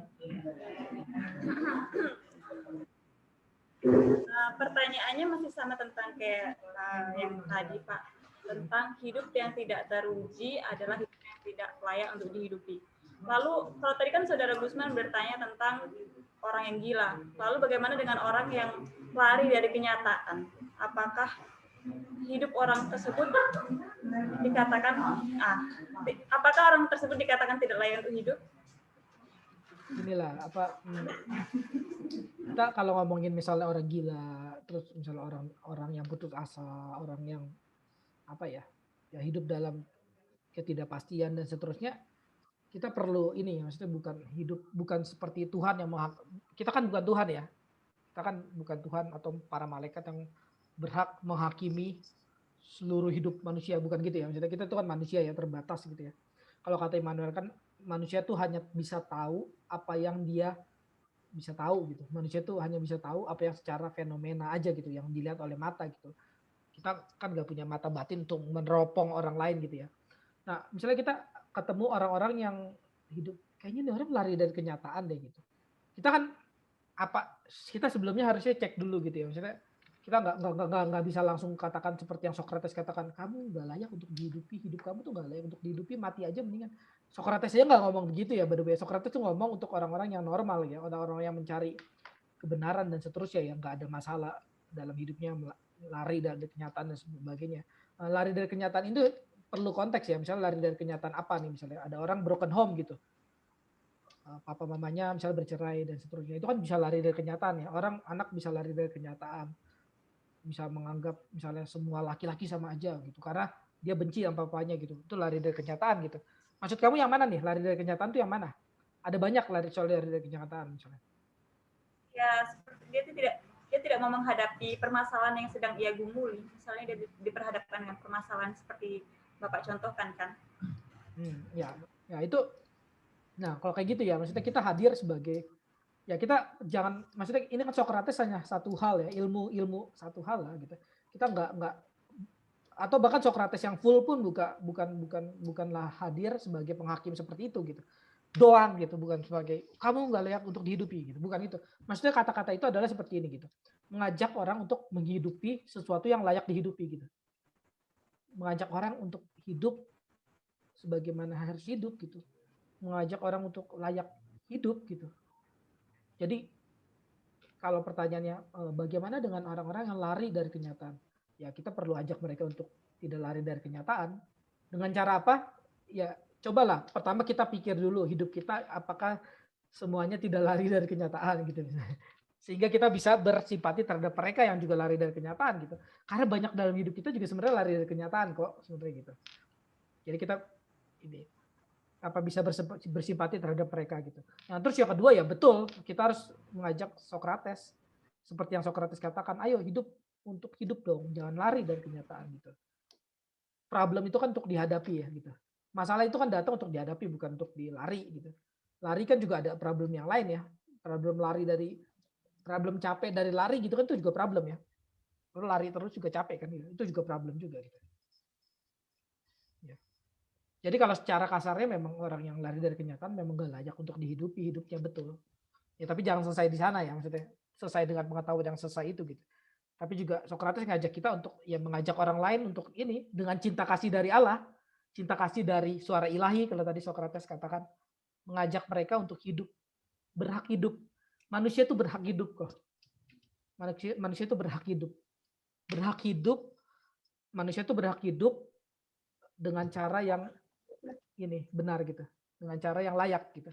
Kira-kira gitu ya. Nah, ada pertanyaan satu lagi. Oke. Kan tadi Bapak bilang ajaran Sokrates itu lebih disukai oleh orang-orang muda dan orang-orang muda lebih mendengarkan perkataan Sokrates daripada perkataan orang tuanya. Nah, dalam hal ini contoh-contoh ajaran seperti apa yang lebih disukai atau lebih diterima oleh orang-orang muda dan metode-metode seperti apa yang dipakai oleh Sokrates? Ya, oke, pertanyaan bagus. Misalnya ini, apa contoh berpikir kritis gitu ya. Jadi di Athena tuh ya, jadi kita tuh nggak hanya percaya dewa gitu pada saat itu. Dewa ngomong apa kita ini berpikir kritis gitu. Kalau tanda kutip kalau sekarang yang gampangnya pendeta ngomong apa saudara iyain aja. Pokoknya karena dia pendeta saya iyain aja. Berpikir kritis sih Sokrates katakan. Enggak ketika pendeta ngomong atau di situ dewa waktu itu atau penafsir dewa gitu. Saudara iya aja gitu. Enggak begitu. Salah satunya kalau orang udah nggak begitu gini ya, saudara kalau pendeta ngomong, nih ya, saudara bisa latih hidup saudara begini. Saudara kalau pendeta ngomong, terus saudara iyain aja gitu. Kemungkinan kalau pendeta aja ngomong iyain aja, apalagi orang tua saudara, saudara pasti iyain aja dong gitu. Meskipun saudara orang tua saudara salah juga saudara iyain aja dong, karena nggak biasa terlatih. Gitu. Nah, tapi kalau orang udah biasa dilatih, entah dilatih dari rumah, orang tuanya nggak culas gitu, orang tuanya nggak culas dalam arti ini loh, kan banyak orang tua yang maunya diikutin, meskipun salah maunya diikutin, kan itu egois banget ya. Ada orang tua yang begitu, salah pun harus diikutin, waduh kacau banget. Tapi ada orang tua yang nggak begitu kok, ada orang tua yang tetap baik, mengajarkan anaknya bahwa, nak, mungkin aja papa atau mama bisa salah, kamu jangan ikutin semua papa mama lakukan, kamu harus berpikir lagi, kamu harus memperhitungkan hidup kamu juga di hadapan Allah, bukan hanya di hadapan orang tua gitu. Kira-kira gitu ya. Nah, kalau itu diajarkan misalnya dari kecil juga gitu, ya saudara bisa kritis terhadap orang tua, kritis terhadap pendeta gitu. Gerakannya boleh dari pendeta, boleh dari orang tua ya. Ada orang dari gereja diajarinnya, oh ya, kalau pendeta khotbah kita nggak boleh iya aja ya. Kalau dosen ngajar kita nggak boleh iya aja ya. Kita harus berpikir terus, benar gak apa yang dikatakan, kita menyelidiki. Kalau kata di Alkitab, orang-orang di Kisah Para Rasul ya, orang-orang Berea itu hatinya lebih baik karena dia setelah mendengarkan pengajaran, dia menyelidiki. Itu adalah orang-orang yang hatinya lebih baik loh. Bayangin. Setelah belajar, dia menyelidiki lagi. Hatinya lebih baik. Enggak dikatakan gini, orang-orang Berea adalah orang-orang yang lebih pintar karena setelah dia belajar, dia belajarin lagi. Enggak gitu. Tapi hatinya baik. Gitu. Orang-orang yang hatinya baik itu adalah orang-orang yang kritis mikirnya. Gitu. Jadi waktu itu Sokrates yang ngajarin untuk berpikir kritis, jangan langsung percaya tentang banyak hal, tentang keadilan. Apa itu keadilan? Sokrates tanya banyak keadilan. Apa itu cinta? Tanya. Apa itu korupsi? Apa itu pemerintahan? Pemerintahan yang benar bagaimana? Pemilihan presiden tadi, pemilihan di situ pemilihan ini rakyat pemimpin bagaimana? Banyak sekali Sokrates ajarkan anak muda. Contoh yang tadi ya, ini juga harusnya menginikan kita kan. Yang pilih presiden siapa? Semua orang. Ya taunya Indonesia semua orang dari dulu. Padahal ini udah dikritik Sokrates dari tahun 399 sebelum Masehi. Bukan semua orang yang harus belajar, harus ini pilih presiden. Tapi semua orang yang belajar harusnya kita.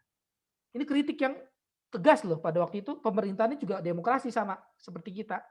Athena, Sokrates kan tinggal di Athena. Sama kita, kayak kita tinggal di Indonesia. Sama. Gitu pemerintahannya.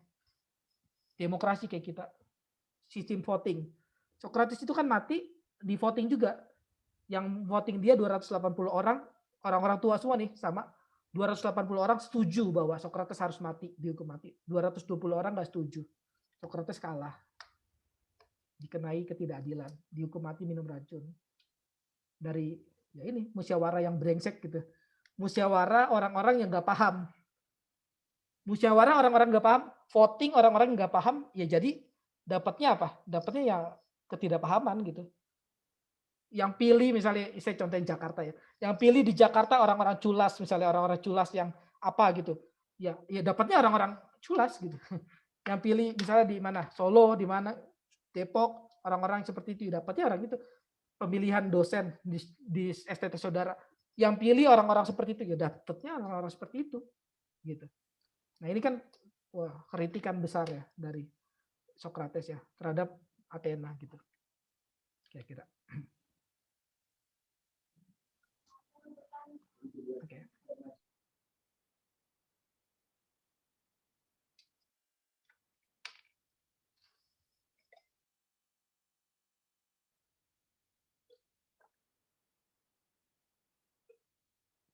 Oke, ada pertanyaan selanjutnya Pak Hendri. Silakan Aileen. Baik.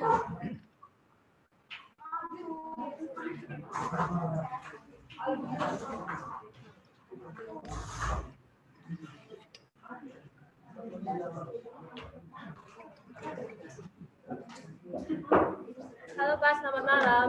Malam. Saya mau bertanya mengenai tentang Socrates.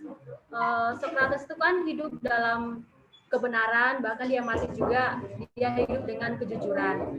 Dan kemudian kehidupannya juga dia selalu hidup banyak disukai oleh pemuda. Jadi saya mau bertanya, bagaimana Socrates merincikan tentang pengertian tentang hidup?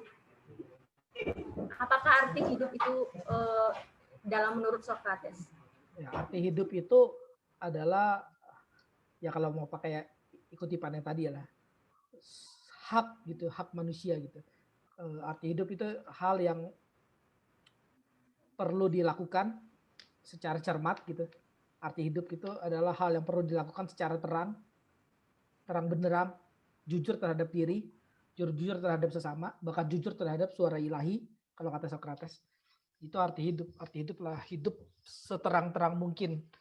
Jangan kamu menipu orang lain, jangan kamu menipu diri sendiri, jangan kamu menipu suara hati nurani. Cuman jujur doang, Pak. Cuman buat jujur doang hidup ini, Pak. Iya, masalah jujur itu seumur hidup belajarnya. Jujur terhadap diri itu seumur hidup belajarnya. Terang gitu. Kalau kita kan jadi anak-anak terang ya, kalau dalam Kristenan jadi anak-anak terang gitu. Dalam Socrates juga ada ya. Hidup terang. Sebelum hidup menjadi anak-anak terang, kita kan harus terang dulu ya. Kita harus jujur terhadap diri dulu ya. Kita harus mengoreksi diri dulu. Sama ya, dalam Kristena juga gitu ada. Dalam Socrates juga ada ya. Hidup menjadi terang dalam arti hidup seterang benderang mungkin gitu ya. Seterang-terangnya. Gak pakai Tapi banyak kan, muka. Oke, tapi apa?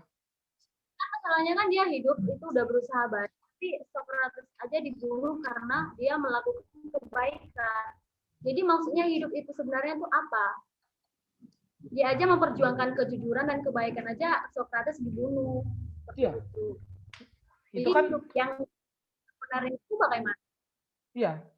Kita kan bisa aja udah benar hidupnya Kan semua tapi seperti yang Bapak mengatakan bahwa hidup itu orang itu berhak hidup seperti itu ya. Sedangkan Socrates melakukan haknya untuk melakukan kejujuran dan kebaikan.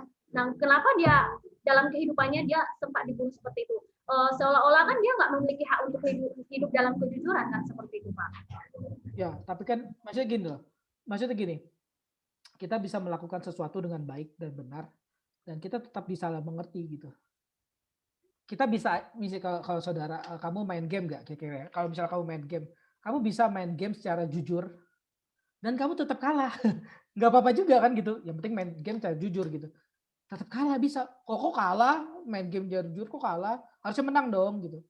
Enggak harus menang. Dalam tanda kutip ya, nggak harus menangnya tuh caranya apa gimana?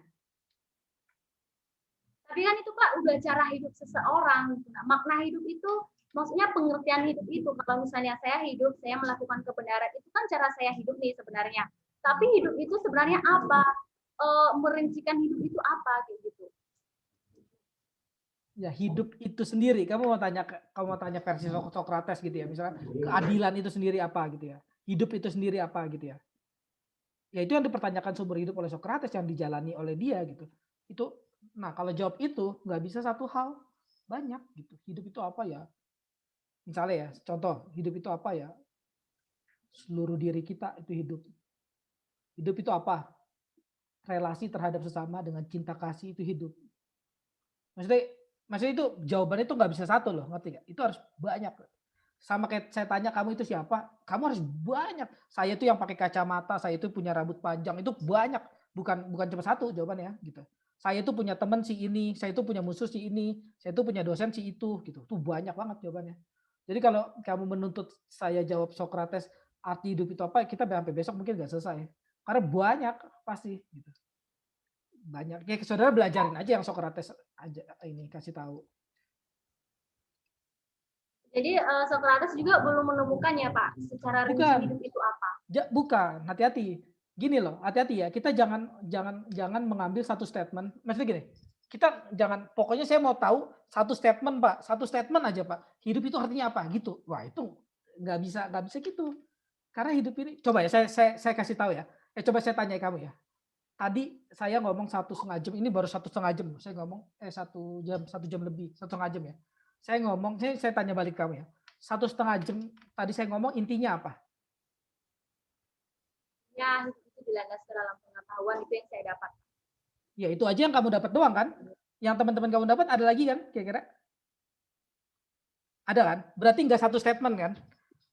Dari saya ngomong 1,5 jam aja, kita nggak bisa ambil satu statement yang benar adalah ini. Kamu bayangin dari Sokrates hidup berapa puluh tahun? Masa kamu mau ambil arti hidup menurut Sokrates itu apa? Kalaupun ada, dia tulis, tapi yang parsial itu pun gitu. Jadi kita harus maksudnya rubah gaya belajar kita ya. Maksudnya kita kan suka ambil kesimpulan nih. Saya mau tahu Pak, kesimpulannya apa sih yang ini gitu misalnya. Arti ini tuh apa sih? Arti filsafat itu apa sih Pak? Ya saya bisa jawab arti filsafat itu saya mencintai kebijaksanaan, menyahabati kebijaksanaan. Tapi sebenarnya itu bukan gak cukup kan gitu. Kalau misalkan mau jawab formatnya ya misalnya arti hidup menurut Sokrates gitu.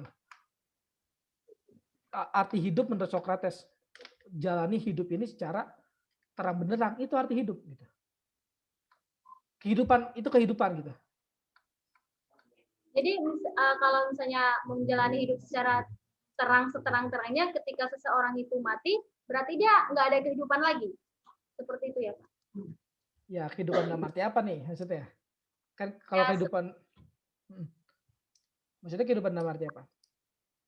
Ya misalnya kan kalau misalnya kayak dosen kami mengajarkan bahwa manusia ketika mati itu tidak mati, dia nggak akan mati tapi akan memiliki kehidupan yang berlanjut seperti kehidupan kekal. Nah, apakah yang dikatakan Sokrates ini mati hanya sebatas mati jasmani, habis itu udah nggak ada pengaruh lagi seperti itu, atau nggak akan ada memiliki kehidupan yang lain? Ya kita nggak bisa tuntut Sokrates mengatakan semua hal ya. Cuma maksudnya gini. Agak curang ya kalau menilai Sokrates dari kekristenan gitu. Sama kita kebalikannya juga agak curang menilai kekristenan dari filsafat kan agak curang ya gitu. Paham nggak? Jadi maksudnya kamu nggak bisa menuntut Sokrates sebagai teolog loh. Paham nggak? Teolog kan memikirkan eskatologi ya. Eskatologi ada surga, neraka dan seterusnya kan. Sokrates bukan nggak memikirkan itu atau bukan tidak mengatakan itu. Ya bidangnya bukan di situ gitu. Kamu nggak bisa menuntut dia. Jadi Sokrates pandangan eskatologinya apa Pak? Kira-kira di surga ada nggak, kekal nggak gitu? Nah, kalau itu belajar teologi aja, karena Sokrates nggak mengatakan itu juga gitu. Sokrates suka dibilang nihilisme dan seterusnya, misalnya hidup hilang dan seterusnya, tapi itu tuduhan lah menurut saya. Karena filsafat nggak belajar seperti itu gitu. Filsafat bukan nggak mempercayai keadaan setelah hidup ini mati terus enggak bukan soal itu.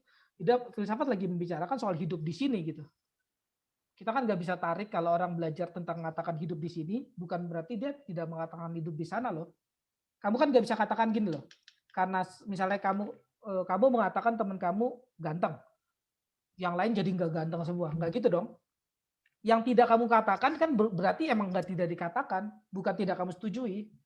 Nggak tentu kamu tidak setuju. Kamu tanya Sokrates misalnya, Sokrates, menurut kamu hidup di dunia setelah mati dunia ada hidupan lagi nggak? Kamu tanya sekarang misalnya, bisa jawabannya mungkin iya gitu. Bisa juga enggak, bisa juga iya, bisa juga enggak maksudnya. Tapi pada saat dia hidupnya dia kan nggak ditanya gitu masalahnya. Dia nggak bicarain itu juga gitu. Dia nggak lagi bicarain itu. Doktrin eskatologinya nggak ada lah, gampangnya gitu. Dia nggak ngomong itu. Tapi gini ya, jangan karena dia nggak ngomong itu, saudara jadi beranggapan bahwa Sokrates sesat nih, nggak ngomongin surga neraka. Lah emang dia nggak ngomongin itu. Karena dia nggak dituntut ngomong itu, kira-kira. Sama kayak dosen saudara kan nggak semuanya kan, nggak ngajar semuanya. Pak Made misalnya ngajar filsafat, dia nggak ngajar misalnya doktrin eskatologi, enggak kan? Itu kan dosen itu ada masing-masing kan fungsi-fungsinya kan. Kita nggak bisa tuntut satu orang mau mengatakan semua hal kan, nggak bisa dong. Ya itu kan nggak fair dong, menuntut satu orang mengatakan semua hal. Paham nggak? Ya, oke. Terima kasih. Oke, sama-sama.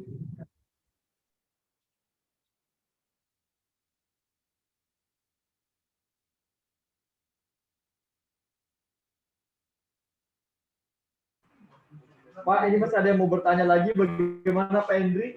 Boleh Pak, sampai jam 9 boleh Pak. Kan kita juga ini. Ya, jadi overlap kita ini Pak.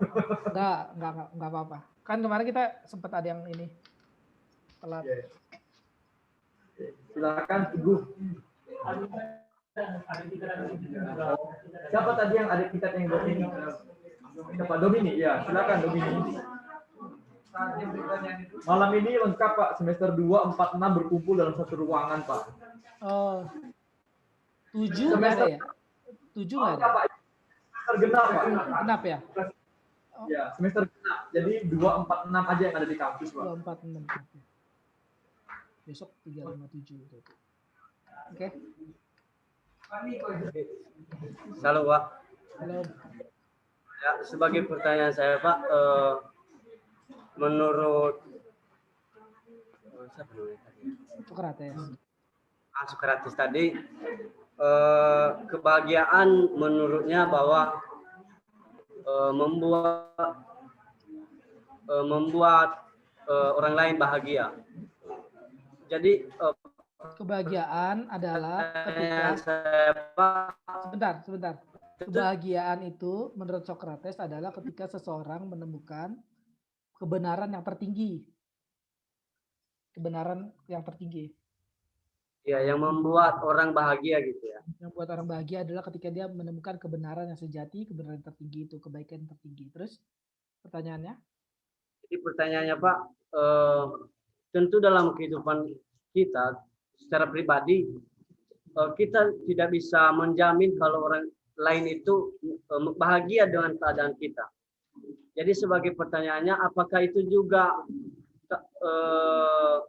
kebahagiaan bagi kita kalau orang lain tidak bahagia? Karena kita tidak bisa jamin kalau orang lain itu bahagia semua dengan keadaan kita. Ya, emang kita nggak akan bisa menjamin. Jangankan kita menjamin orang lain bahagia, kita aja tidak bisa menjamin diri kita bahagia kok. Iya kan? Apa kamu bisa menjamin besok kamu bahagia? Kira-kira? Enggak dong. Bisa nggak menjamin besok kamu bahagia? Bisa, Pak.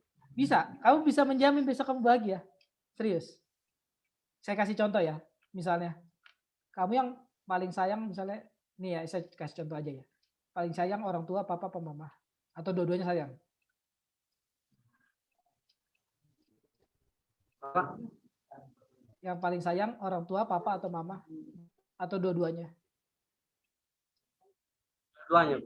Dua-duanya. Kalau saya tanya, ini andai-andai aja ya, seandai-andainya ya. Seandainya orang tua kamu besok dipanggil, beneran dipanggil Tuhan, kamu bahagia? Seketika itu tidak, Pak. Ada merasa duka. Duka kan? Berarti kan kita nggak bisa menjamin diri kita bahagia ya. Iya dong? Atau kita tidak bisa menjamin diri kita bahagia terus gitu ya. Ya kan? Ya, apalagi menjamin orang lain bahagia, ya nggak mungkin gitu. Tapi kita bisa menjamin orang lain atau diri kita mendapatkan makna hidup ini. Nah, itu yang ditanyain teman-teman kamu tadi. Kita bisa menjamin, kira-kira lah, bisa menjamin mereka mendapatkan makna hidup ini kalau mereka hidup untuk suatu kebaikan. Bukan untuk yang lain. Paham nggak? Nggak tentu bahagia. Orang yang hidup untuk kebaikan nggak tentu bahagia loh. Nggak tentu bahagia dalam arti kamu lihat dia bahagia ya, nggak tentu itu. Tapi kebahagiaan yang di dalam sini loh, bukan yang bahagian yang di luar. Kamu bisa digebukin orang, misal kamu penginjilan nih, digebukin orang, disalah mengerti orang, diludahin, ditindas dan seterusnya. Kamu dilihat orang ini nggak bahagia banget hidup kayak gini. Tapi kebahagiaan yang di sini ada. Hati-hati. Jangan hanya menilai kebahagiaan dari luar. Kebahagiaan itu kan bisa di dalam ya. Kebahagiaan yang kekal di sini tuh nggak tercabutkan oleh siapapun. Tahu nggak? Jadi ketika kamu menginjil, kamu disalah mengerti dan kamu sudah tahu bahwa saya penginjilan mungkin aja yang pasti salah mengerti, tapi saya lakukan ini demi Tuhan saya. Itu kebahagiaan bukan kira-kira menurut kamu? Iya. Kebahagiaan yang tidak terpancar ke orang lain, tapi terpancar dalam hati kamu, dalam diri kamu. Kebahagiaan yang tidak bisa direbut oleh orang lain. Kamu baca Injil, misalnya apa ini Matius, dikatakan begini, ada orang yang lagi berjuang hidup keras mati-matian, seketika itu dia mendapatkan harta karun. Dia dapat harta karun yang tidak tergantikan, yaitu Tuhan. Dia sekarang hidupnya sungguh bahagia. Dia mau kemanapun nggak ada. Bahkan siapapun tidak dapat memisahkan dia dari Tuhan. Dan itu suatu kebahagiaan. Apapun itu, kematian, kebangkrutan dan seterusnya, kesengsaraan nggak memisahkan dia dari Tuhan. Itu kebahagiaan. Menurut orang Kristen itu kebahagiaan kok. Kalau menurut Sokrates tadi juga mengikuti suara ilahi dari kecil, dari masa anak-anak loh. Tadi dia katakan itu suatu kebahagiaan. Gitu loh.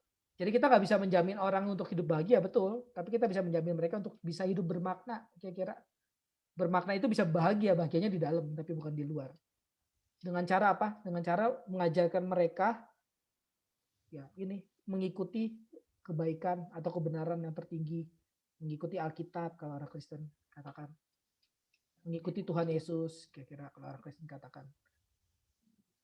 Dengan begitu mereka akan hidup bahagia, terjamin. Tapi bahagia yang di sini ya, terjaminnya ya. Bahagia di sini loh, kita lagi ngomongin di sini. Yang nggak akan direbut.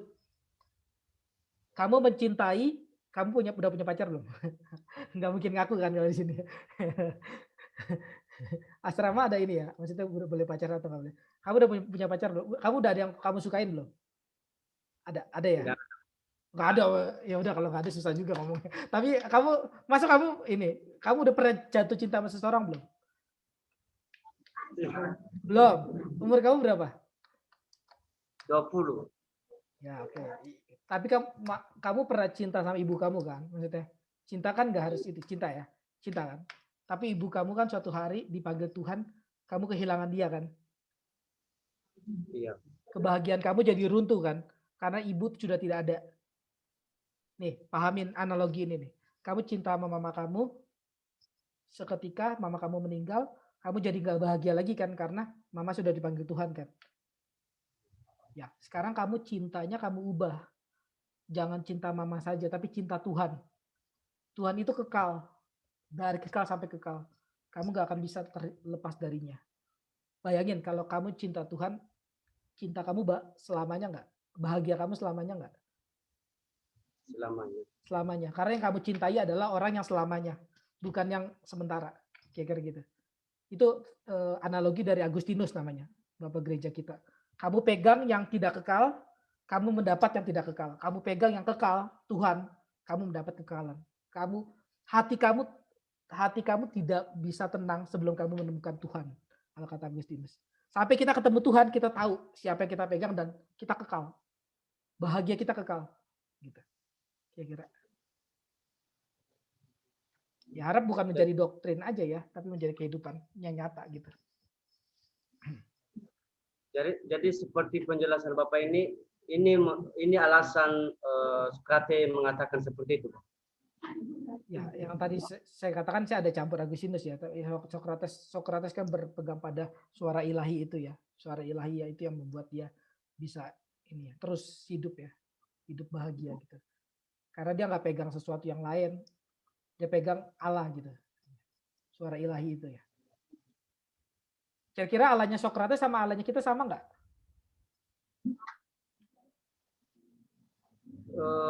Sama. Ya itu debatable.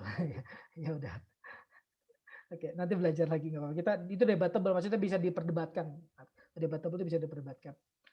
Bisa jawabannya sama, bisa juga tidak. Tapi yang jelas kita tahu kita bisa belajar dari Sokrates ya. Banyak hal. Oke. Terima kasih Pak. Sama-sama.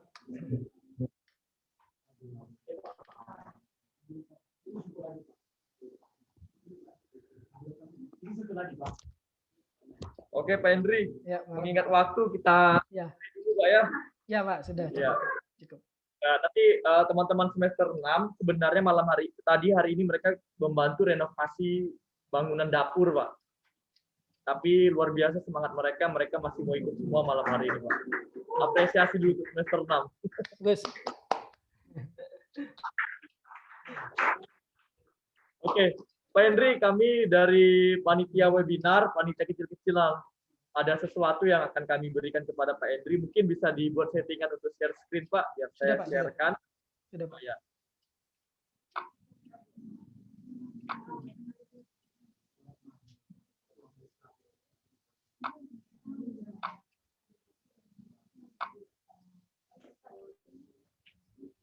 Oke. Share screen, tunggu Pak ya. Ya. Ya. Sudah terlihat, Pak? Sudah, Pak. Oke.